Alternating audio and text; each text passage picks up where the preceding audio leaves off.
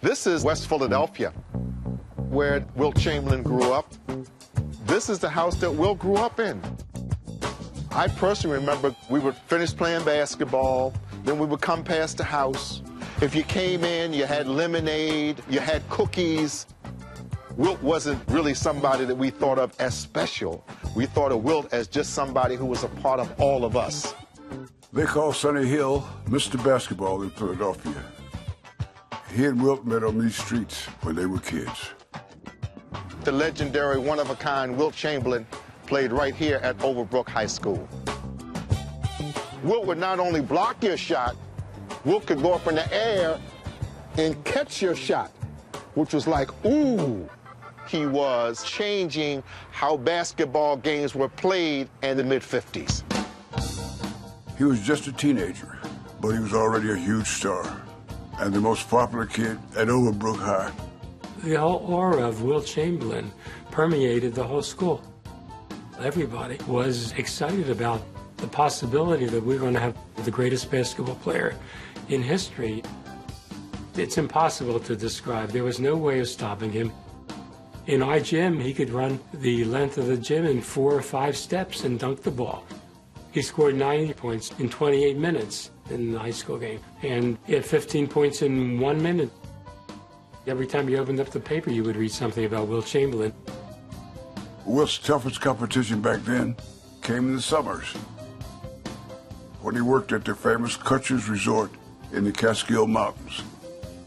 I started playing against pros back when I was in high school. Up at Kutcher's, Red Auerbach was coaching me. He had me go against some of his Boston Celtics boys, and I used to like to try to beat him to death. And when he wasn't schooling the pros, he was the world's greatest bellhop. He could hand the bags up to the second floor, and that would mean they wouldn't have to walk those bags up the steps, which was legendary back in the day. The legend grew at the University of Kansas, where Wilt was a conference champion in the high jump and played a little basketball too. Coach Bog Allen calls Chamberlain already one of the greatest players I've ever seen. In his very first varsity game, Wilt scored 52 points, and that's still a school record. The other coaches around the country said, if we're going to play Kansas and we're going to play Wilt Chamberlain, we're going to have to find out some way to stop this guy from scoring points. Record sellout throngs turned out to watch the widely heralded Chamberlain. So they would put 4 guys around me on defense, and then when they got the ball, they would hold it. But even with them holding the ball, a lot of our games being 45 to 50 points, I was still averaging 30 points a game. But I didn't care about the average as much as I wanted to get out there and play. I want to run and do the things that I thought basketball players were supposed to do. So after his junior year, he left Kansas and joined the most famous team in the world, the Harlem Globetrotters. The Globetrotters would play some games before Warrior games in Philadelphia. Globetrotters would play the first game, full house. When they finished playing, the arena would empty out, and then the Warriors would play. The Trotters are a team of basketball wizards featuring one of the most talked about players in years, 7-foot Wilt Chamberlain. When you're a kid, I mean, a black kid of that, the Harlem Globetrotters are like heaven. If it wasn't for the challenge of just playing with the best players in the world, I would probably never left the Globetrotters. He was a Trotter for a year, and then in 1959, he joined the NBA, returning to Philly to play for the Warriors.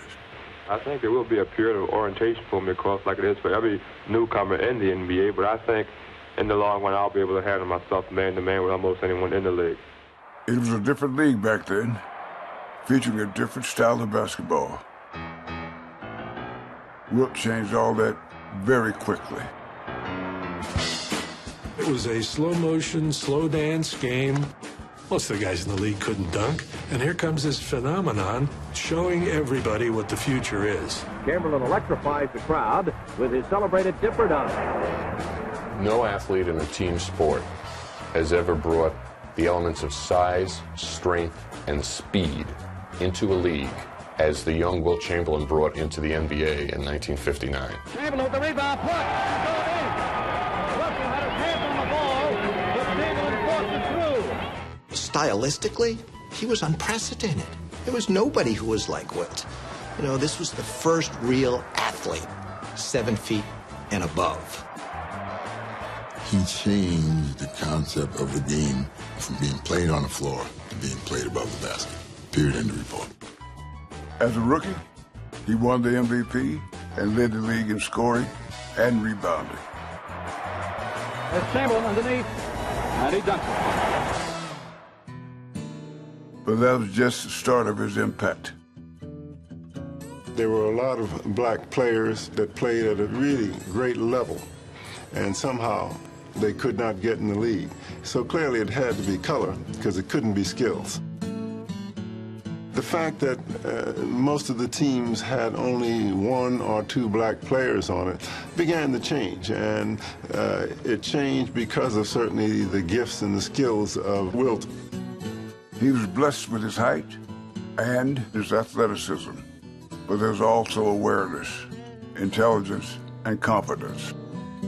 I came into a game that was very limited to having black players. It was so limited that the only real black player of any high white-collar job, so to speak, meaning scoring points, was Elgin Baylor.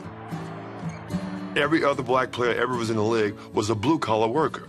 He was a guy who was getting rebounds for his team and passing it out to the other scorers and so on and so forth. Then along comes me, and I don't care about giving the ball to somebody else. I'm gonna do it myself. When Wilt showed up, now a lot of people looked at it as a great black athlete, gained the attention of the sports world, and was great doing it and didn't have to apologize for what he was doing.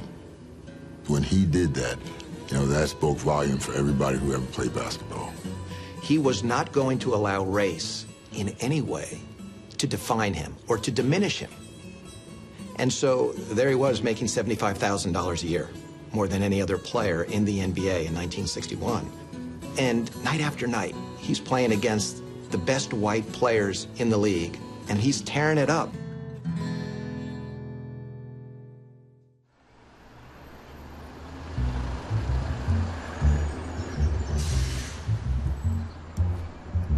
Now, anybody who knew Wilt knows he wasn't just about basketball, just as Carl Green, Seth Sanders, and Cal Ramsey.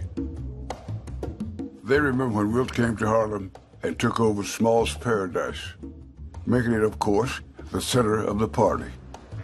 Now, I have to tell you, Dionne Warwick was up, and Wilt was posing on the bar, and I remember her trying to decide who was the best looking of the 3 of us. And I remember Dionne Warwick picking Cal Ramsey, and Wilt just shook his head. He just couldn't believe it, that she would even consider us 2 in his company. You know what I enjoyed about the club, though, was the entertainment. Yeah. I mean, and every weekend they had a great entertainment, and the place would be packed. The other part about that was that because it was Chamberlain, because it was Wilt's spot, a lot of entertainers wanted to be there. Yeah, they wanted to be in the spot where things were happening. There was no question that he was a magnet, because everybody enjoyed being in his company, particularly in his place. Yeah. No problem walking through there and touching all the folks at the table, shaking hands, and et cetera. And he was the perfect host in terms of getting around.